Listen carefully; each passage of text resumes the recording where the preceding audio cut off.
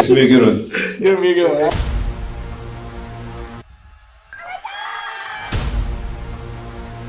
Definitely a different type of process. Cut down or freeze up. Being a coach's son. Jackson, of course, they keep reaching in. One still in the face, a hit by pitch. Oh my goodness.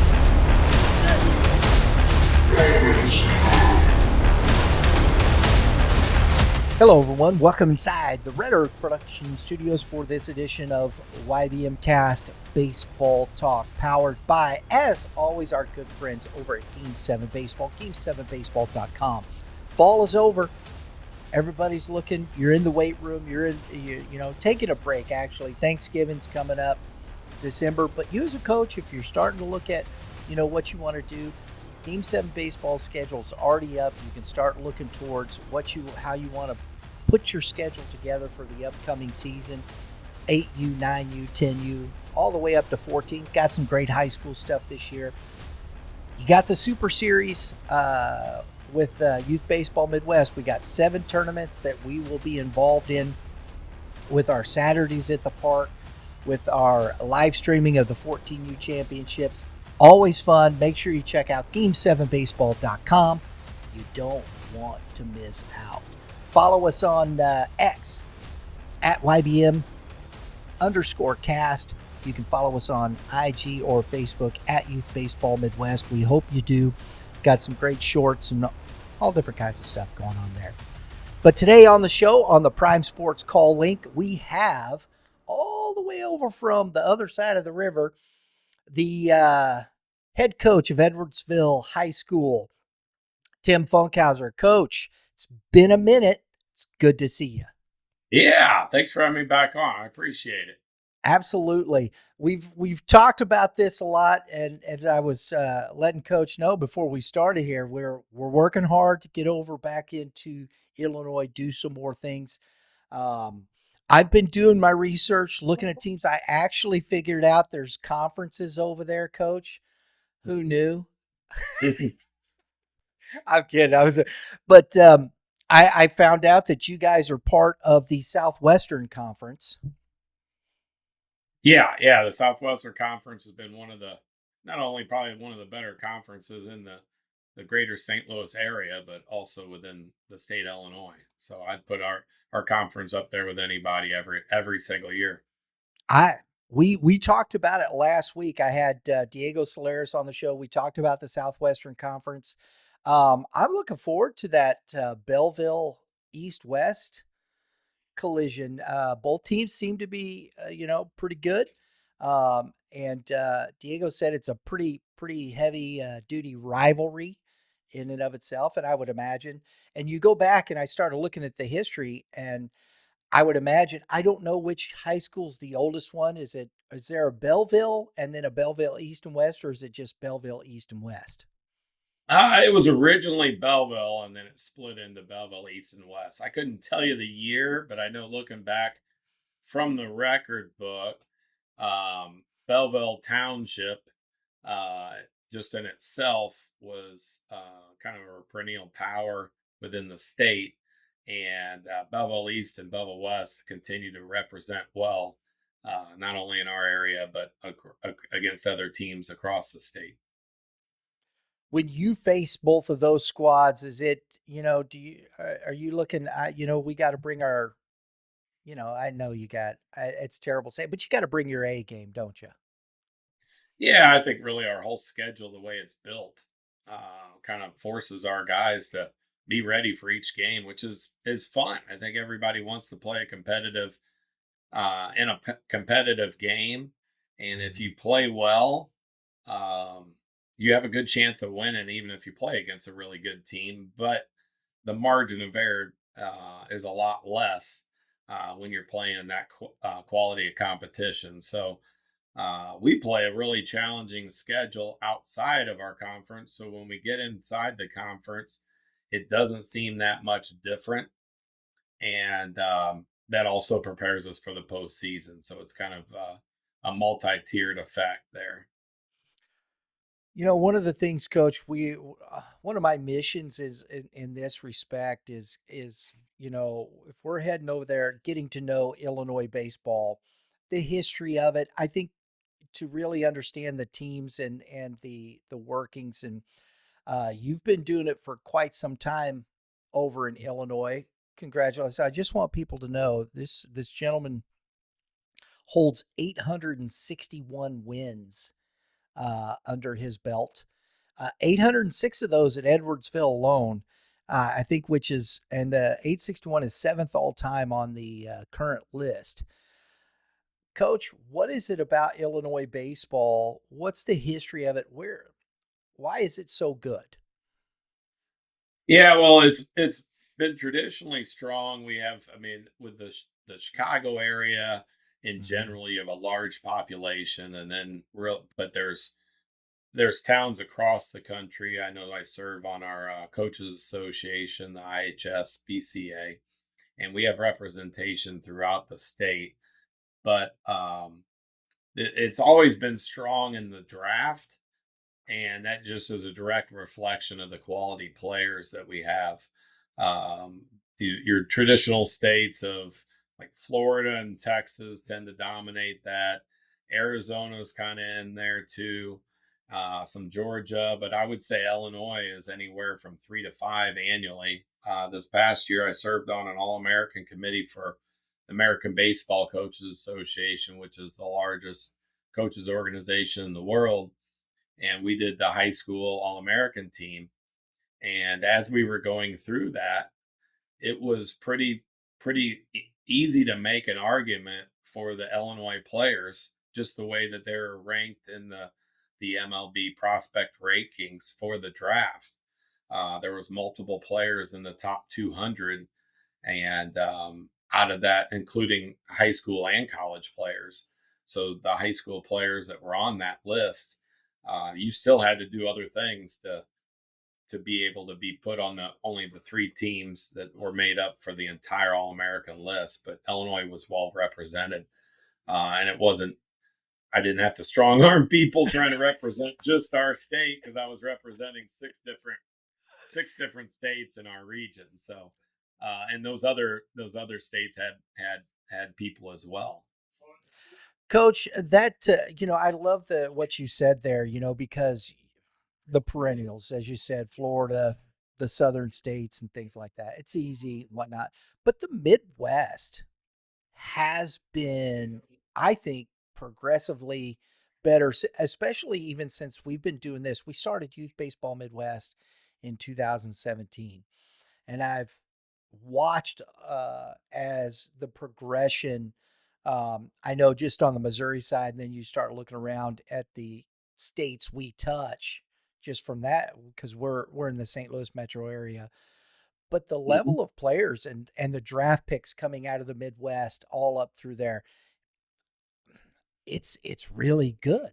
I mean, you see all these kids coming out of this area and you think, wait a minute, I thought it was all down there. But I think a lot of it too has to do with the level of pitching.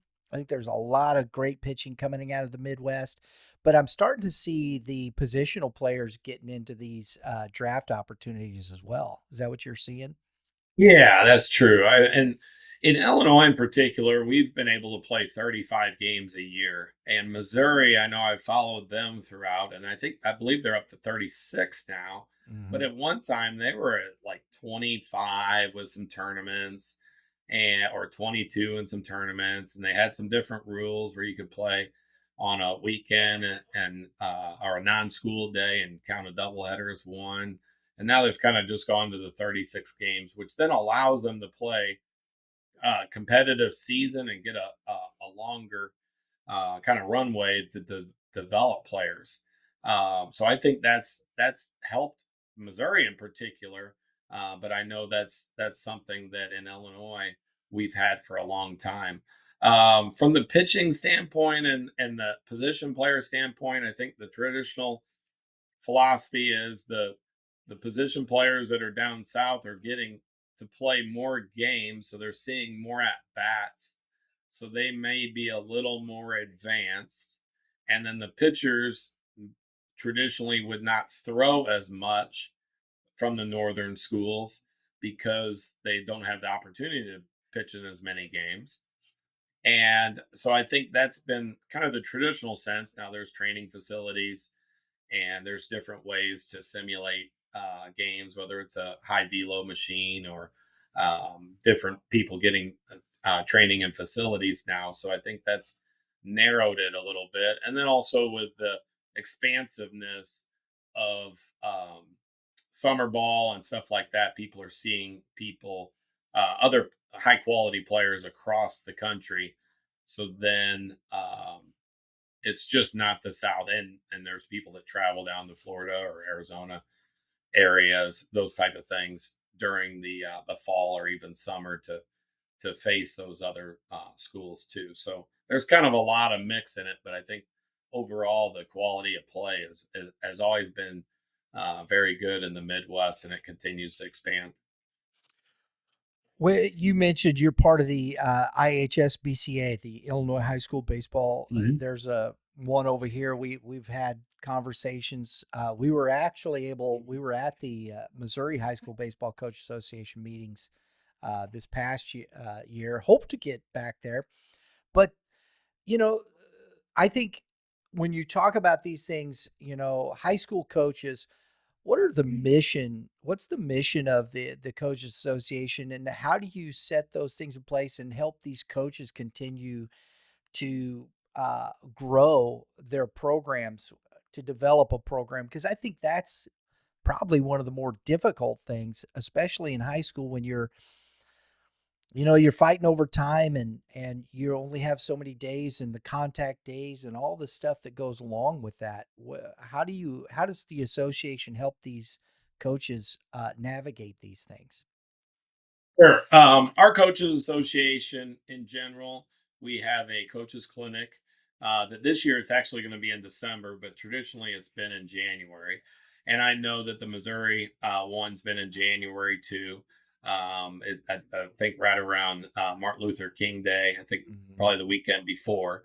And in Illinois, we have a large contingent. I know last year we started off with Tony Vitello, and also had Kentucky's coach on. So he started with two SEC guys. And this year we follow up again with Jay Johnson. And then also we have Dan McConnell from Louisville on after that. So Coach Mack will speak. So that's just two of the speakers, and it continues from there. So because of, I think, our recruiting base, we've been able to have really good speakers, and our coaches that are able to organize it. That's a lot of work getting those coaches to commit to come in, and they've done a lot of great work. We have a board that's really strong and committed to not only providing that educational resource, but that's a great networking. It's something that I've been a part of. That and ABCA has been huge from the standpoint of networking, so you can probe people for ideas to see what's working in their part of the state or for them. And everybody's willing to share. I think that's something that's probably different than maybe on a basketball or a football. And people will tell you anything like, hey, what do you do with within your practice plan? Or what do you do for your guys specifically on steal jumps from first base? And people openly share, even if you may face that team in the postseason. And then within the conference, I think for the most part, people will just tell them what's on their mind. But we also do all state. We have our own coaches all state. I know places like Prep Baseball has one for our state as well. And then the Chicago has some publications up there that will do that. But it's really just a collaboration from all the coaches. We have a Hall of Fame that goes in conjunction with the clinic weekend. And then we have different awards that honor people that impact the players' lives as well as the coaches' lives, as far as media and scouting and those type of things. So it's really a strong group. I participate a little more on the Zoom like we are today than drive 4 hours up to a meeting. But I know they're appreciative of myself and other people within the state, and they're always receptive. I think that's been something from the very beginning. Whenever I've gone up, it's been great for me to expand it and uh, getting ideas and the educational resources, but also the relationships, and those have grown immensely over the years, which is awesome. And that's what I hear a lot of from most coaches is it is about the relationships that are developed and how you can then take, eh, one of the things that I thought was interesting, Coach Perkins alluded to this, as part of that. He says, I think, or no, it was Coach Harmon. He said, we used to assign mentors, but honestly, we stopped doing that. It's kind of worked out organically. I think that is a interesting thought process when you're talking about the relationships. I think like-minded guys will gravitate to each other, and you can find information how you want philosophies, and because coaches are different at times, right? Definitely, I think you can like steal a bunch of ideas, or everybody's borrowing, stealing, whatever you want to call it. But it's basically just kind of having a growth mindset. I was fortunate to have a lot of coaches when I was younger that would share those ideas and be a resource for me, whether it was even high school coaches or even college coaches. I think most people probably don't realize that if you just reach out to somebody, probably 90 to 95% of the time, and probably my my circumstance has probably been like 99% of the time, that person's not only got back, but they've set aside the time, whether it's calling, like Dan Hartlip for an Illinois called the other day. I think it was Saturday morning. He called me early. They were getting a workout with their infielders, and one of our infielders was in that group. And he spent 20 minutes on the phone with me, just telling me about, well, first he told me about how Lucas was doing, Krebs, and how they were impressed with what he was doing. But then he talked about his family, and I talked about mine, and really connected. But he's been a person that whenever I first started, I went to, I wanted to work camps for him, and he was the assistant, but it was Itch Jones, because I knew he was great at instruction, and I also knew that there was other high school coaches that worked those camps. So not only did you get practice with the camps instructing, but then you got to share other ideas, or you watch somebody else do drills and you could ask them questions and those type of things. Jay Thompson from Harrisburg is a legend in our the state of Illinois. Mike Napoleon was there. He's the all-time wins leader. Just got 1,000 wins, not this past year, but the previous year, and has retired. But those type of guys in general, you could ask a lot of questions, and they're going to give you solid answers that have been tried and true. And they're both those guys are rooted in doing it for the right reasons, because they want players to achieve success, and they also want them to be competitive. So have fun while they're doing it, as well as being competitive, enjoying that competitive nature. That there is failure in the game, and you need to learn how to deal with it, and how can we best prepare the players for learning from that failure too. It's funny when people say 1,000 wins, and you look at that, and you're talking about uh, Illinois 35, 36 games a year. You can play, but that hasn't always been the case, and it's not necessarily even you go back 20 years. Could you find that many games to play? The amount of schools that are around, the travel and whatnot. I don't know where Coach Napoleon coached at, but you think about 1,000 wins, even a 25, 30 year career, you got to put up a lot of wins in a season to get to 1,000. He didn't have many losses. He's up in New Trier, which is pretty close to northern part of the Chicago Mhm. um, area, and they've had traditional. They had They've been a traditional power. He's been at some other places prior to that, but his last several, probably last 20 plus 25 years were there. Um, but yeah, and his teams, like if you play deeper in the postseason in Illinois, I think you alluded to in some of the information you sent, in Illinois up until 2007, we had two classes. So we're single elimination. It's interesting talking to different people from different states. Mm-hmm. So, like Arizona, for instance, I believe they might have six classes, and not everybody qualifies. There's also double elimination. There's a lot of different things that can help a team that's had a good season continue that season. And ours is single elimination right from the very beginning. So, the Dodgers lost their first game in the World Series. They wouldn't have been World Series champs, and they would have needed to win all 7 games. Although I think they might have swept a round before that or two. But that's been the challenge. You have to win 7 or 8 games in a row to win, and it's single elimination. You're done. And when we had two classes, you would have over 300 schools per class, and we have a school of 2,400 on an annual basis. It's right around there, give or take, maybe 50. Some of these schools in Chicago, I know New Trier is closer to 4,000, and some of the schools eclipse that. And but there was also schools that were, when I was at Triad High School, they had at the time they had around 1,100 enrollment, I believe, somewhere in there, and they were in the what ended up being now 3A. They were in the 2A, so they were on the bottom end of the enrollment. Now that they've expanded to 4, or it's been since 2008, they expanded to 4. I think it gives a variety of schools different opportunities to then compete for a state title. I do like that we only have 4. I know we have more schools than Missouri, and Missouri, I believe, is up to 6 now. Mm-hmm. And maybe I'd feel different if we continue to expand that.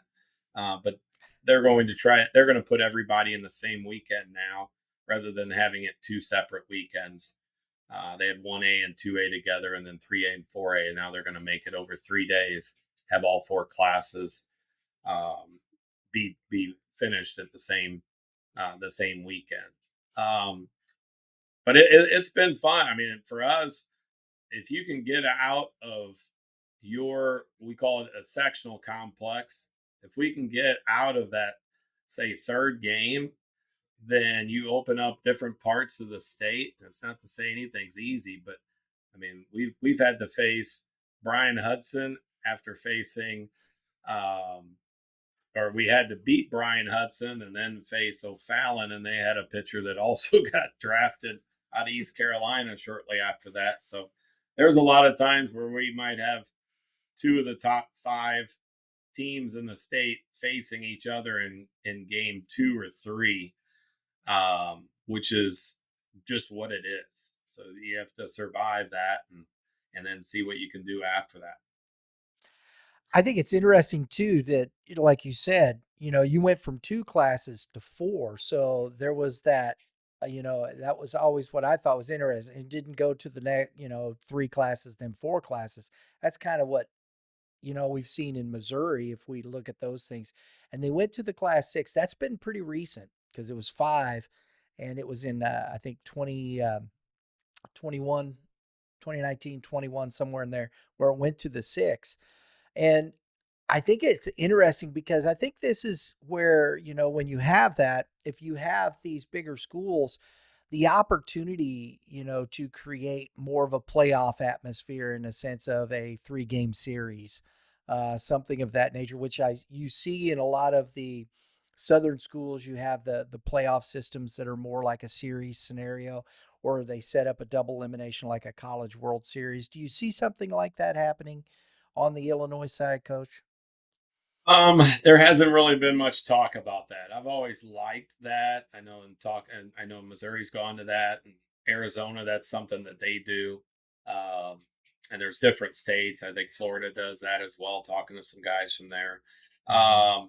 I think that brings out your truer champion. For ours, it's a large, I mean, if you're really talking from one end of the state to the other, it might be 7 hours.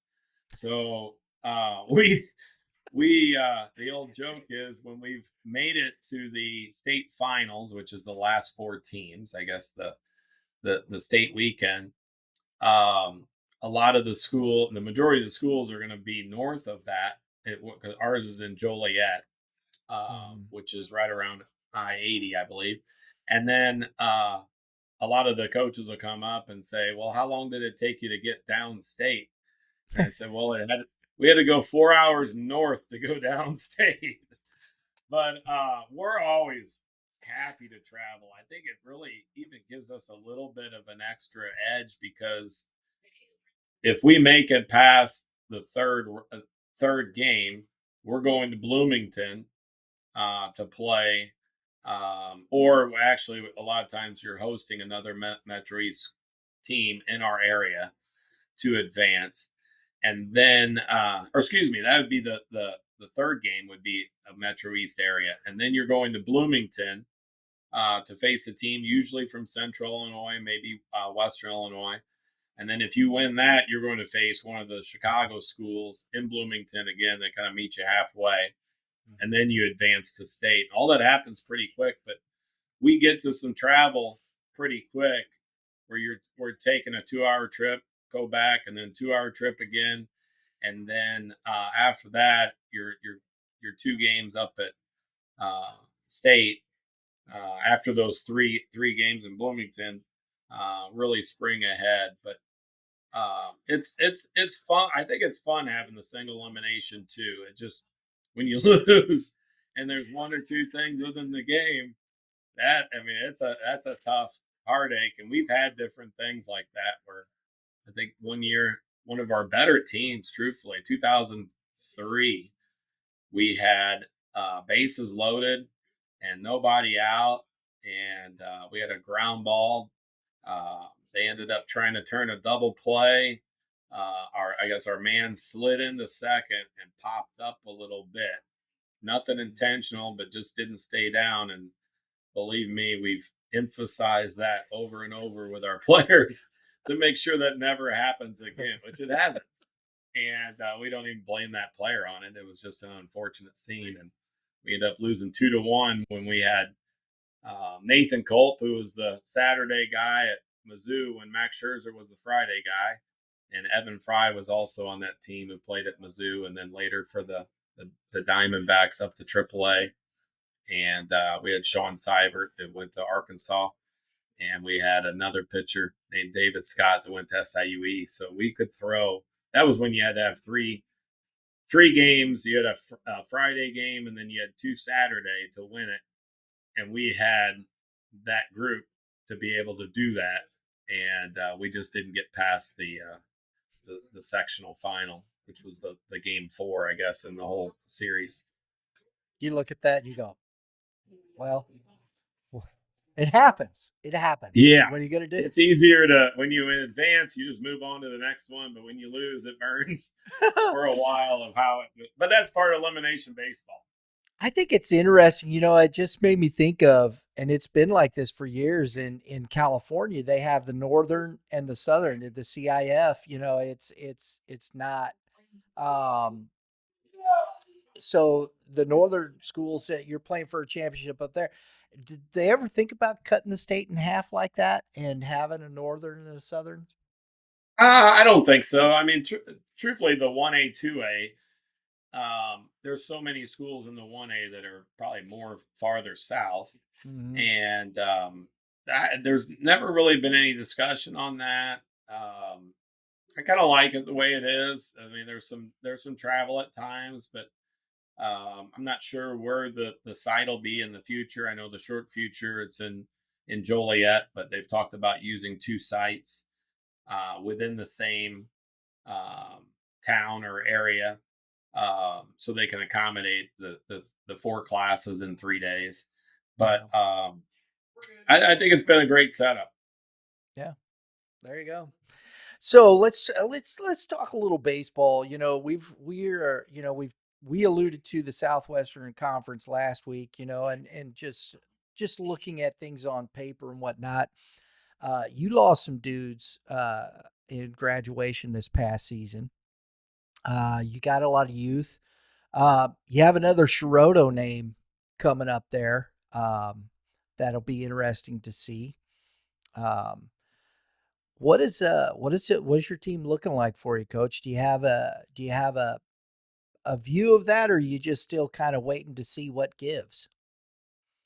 Well, in Illinois, we have a little different rules than Missouri. Like we can't work with our players outside of like an instructional standpoint. We can have a Mhm. maximum of 2 players at a time during that particular session or whatever. So in Missouri, I think now that you can have I don't even know what it's called, to be honest with you, the technical term, but you basically can have workouts or open gym type Open settings. And I think gyms, you can, yeah. yeah. And I believe you can even give instruction as long as all the players are there, or they're all allowed to have that instruction. We're able to have open gyms, but we've found that a lot of our players are already working out at different facilities. Mhm. So our open gyms have thinned out some. We ended up having an open gym, or we I guess we called it open field for our sake in the fall. And that was kind of the first time we've done that in about 5 years. And we just let them go out and play. And that gave with as many players that graduated, if I'm not mistaken, it's been a while since I counted, but I think we had 16 players last year and that were graduating, and there was a lot of those guys going on to play in college. So Mhm. we ended up having around 26, 28 in practice, if I'm not mistaken. So some of those guys had roles within practice or then played JV.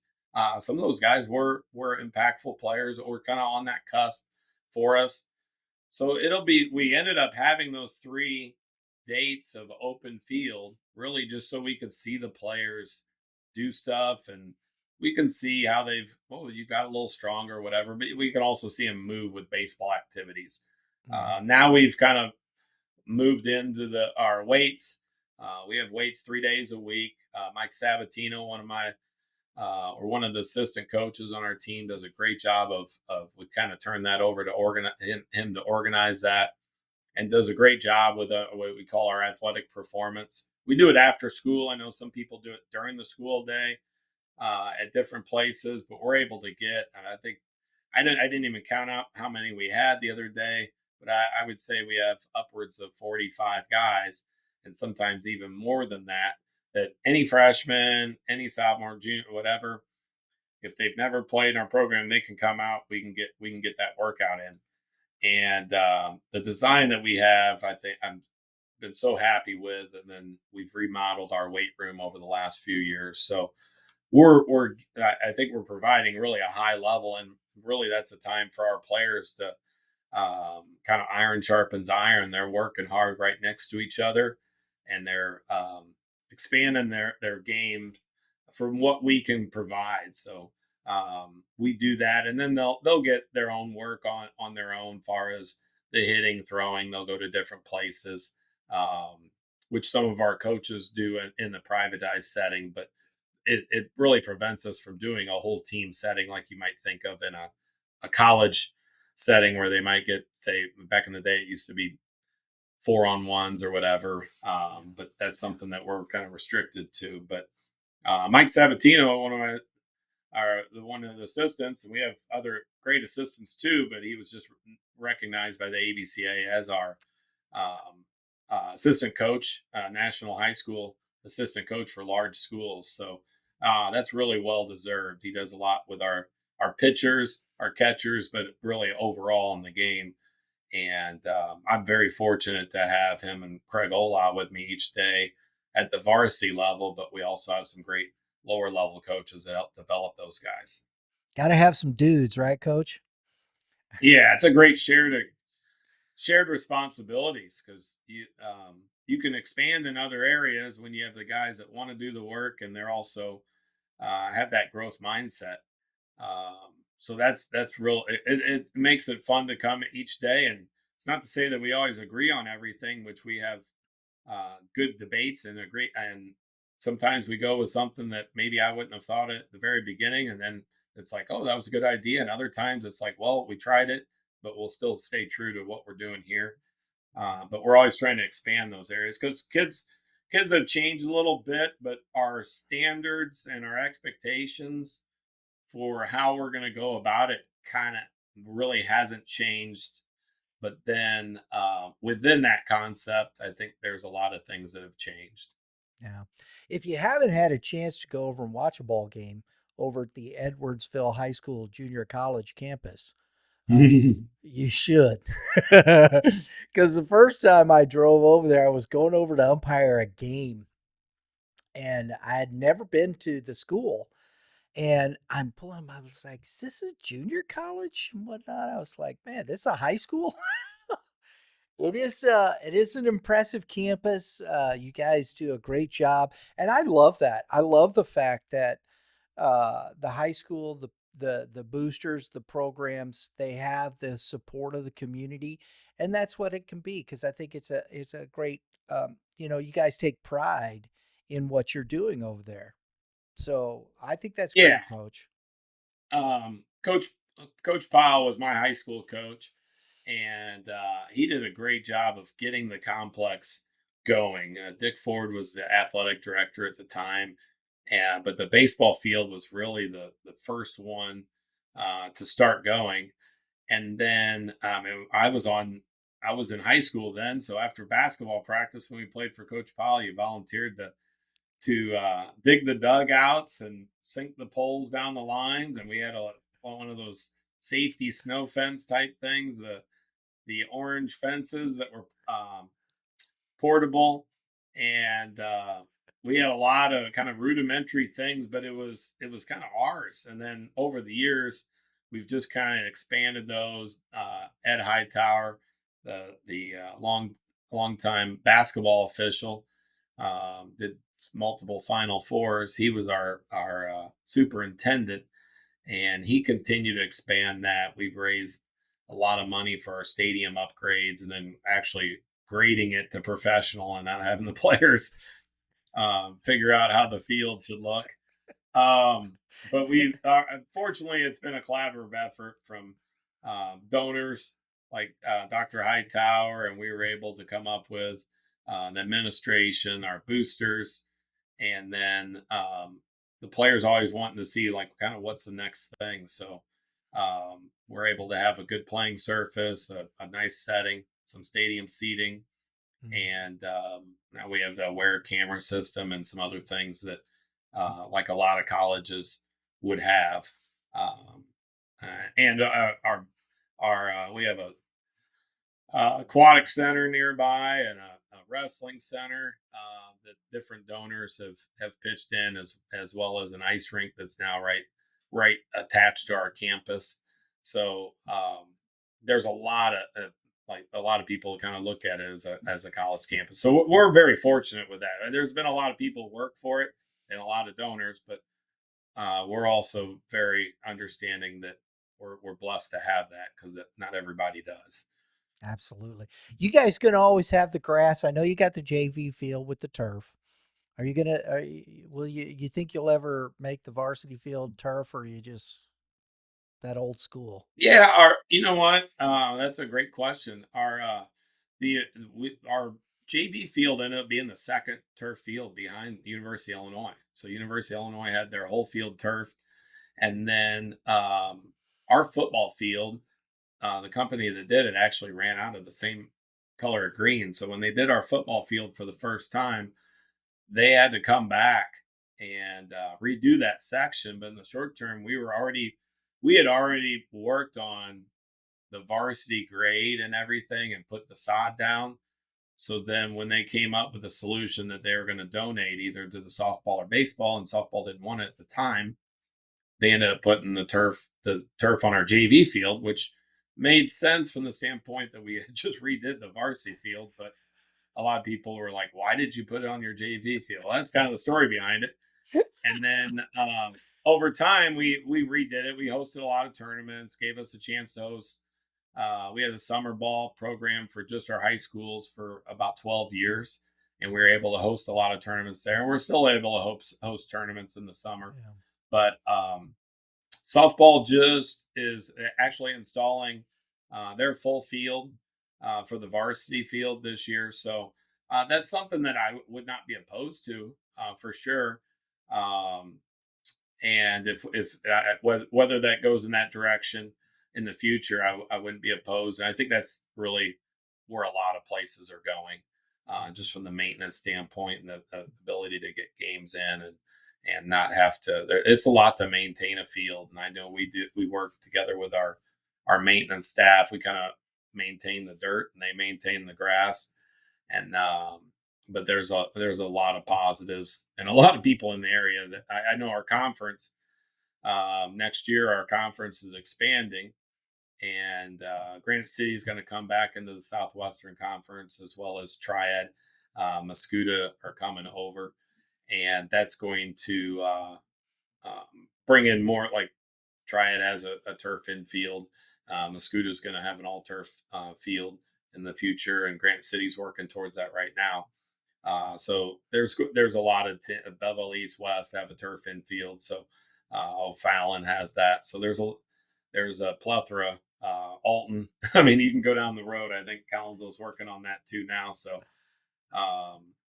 and that's kind of been the way to go in the Midwest in particular, but really across the country.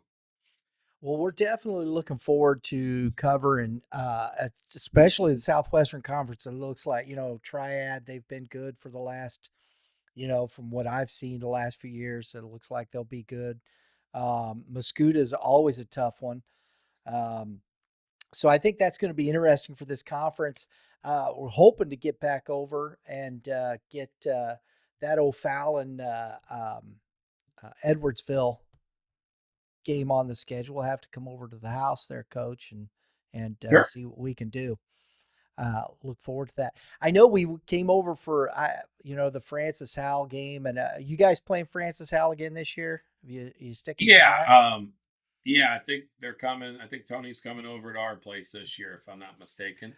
Because Yeah, you guys visited Howell this past year, right?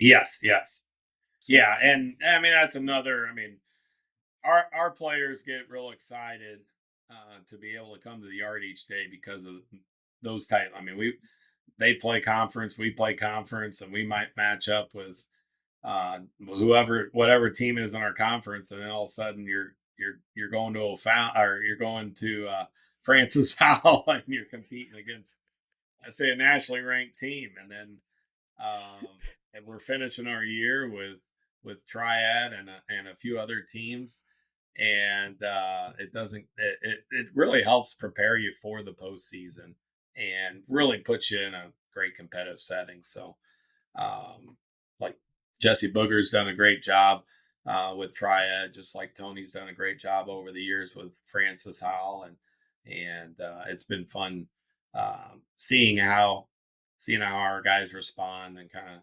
sharpening the sword before you get into the postseason. Gotta have it. Gotta have it. Who's somebody that stands out? I know your team is. You guys always are there to compete, but from around the area, no matter the class, who's a team that kind of stands out for you, Coach, this coming year? Yeah, you know what? I'm probably the worst person to ask for that because I tend to focus on our own players. A lot Well, of hey, people then tend that's to ask me okay.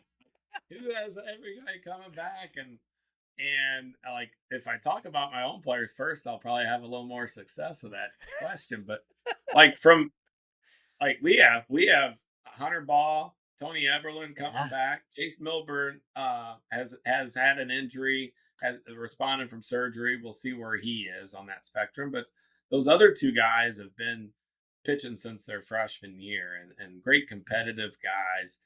I know Hunter was an all-stater for us last year, and I think he gave up maybe 3 runs all year, or somewhere around there. It was ridiculous what his ERA was.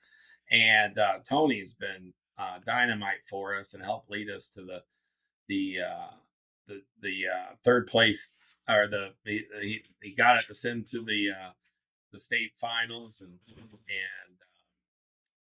he was dominant on the mound. He's a TCU commit. So we've had so many guys that have impacted that are coming back. Yeah. and then then Hunter's a infielder for us too. He can bounce around anywhere, but he's going to be a really good shortstop for us. You'd mentioned Nick Chiroto, and then we have a lot of other guys that saw some time or even they got more ABs, but they'll be counted on even more. And for me, it's exciting to get to know our guys as we go through that process. But the winter is always good to see how guys are working in the weight room and see how guys handle adversity and the challenges that we give them within that. But then to be able to see our guys actually get out there in the spring will be really exciting after they've done that work. And then an external, like the other teams outside of our team, I know there's a lot of good players at each school. I'd kind of even hate to, I probably miss No, half that's of them. fine. But the the the the interesting the part that I really don't focus on as much is because I haven't seen though in 10 months or whatever. By the time we get out there, or 8 months, a lot of those guys, especially with this age group, they can grow a lot. And maybe you faced a guy last year that was 86, and now all of a sudden he's 91, and his breaking pitch looks even better. And he's not the guy that gives up a couple hits and is looking for the bullpen, and now he's the guy that's just keep shoving on the mound. Yeah. And so that's where I hate to even pigeonhole an opponent from that standpoint. But I know all our coaches do a great job with their program, and they'll have players that'll be ready to meet the challenge. Yeah, it's going to be interesting. Just I always say on paper, the conference has a lot of guys coming back. I think O'Fallon's got like 4 arms coming back for them, just as like you mentioned with you. So the pitching throughout this conference is going to be, I think, deep. It's going to be fun to watch. It'll be very interesting to watch. Sure. And you know, when you start talking about it, it's when, like you said, the conference, man, you can get beat up hot, quick, in a hurry in your own conference before you even play anybody outside of that. So being prepared, with a tough non-conference schedule, I think when you're in a dominant conference like you guys are, is always, I think, necessity if you're going to come out on top. Sure, and we start that right from the very beginning for us. We host a 48 team tournament. It's not, I wouldn't say it's more like an event. It's called the Metro East Kickoff Classic, and we've had Prep Baseball in Illinois be our sponsor over the last several years. And we bring down schools from Chicago, from the Western, like all different parts of the state. We try to match them up by class. That doesn't always happen. Sometimes we get a few different classes that play again, which is fine. But we've had a couple Missouri schools.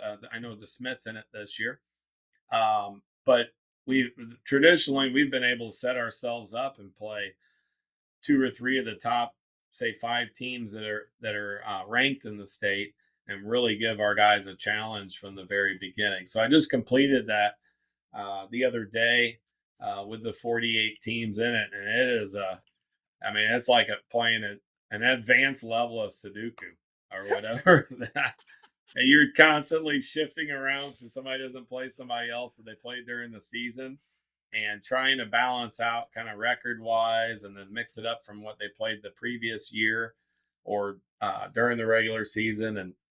And we have some great matchups. We'll use Plummer Park as kind of our hub, which has 4 fields now for the high school end, as well as the 4 smaller fields. But we'll use those 4. We'll use O'Fallon, Blazer. We'll use Bevel East, Bevel West. We'll host some games, Triad, Alton.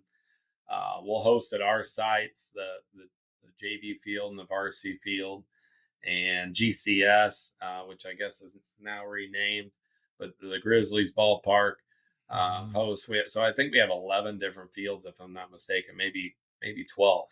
So it's going to be a heavy, and then we're really counting on weather. We did a great job of weather, but some years we've either had to cancel half of it or because it's March 18th through the 21st.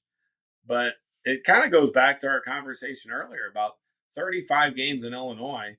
If you're in Chicago, it's different getting your 35 games in than for us. So we're kind of fortunate, but those teams a lot of times will say, "Hey, here's the weather report. It looks like it's going to be um, 32 degrees with a wind chill. That's going to put it down to 22 or whatever."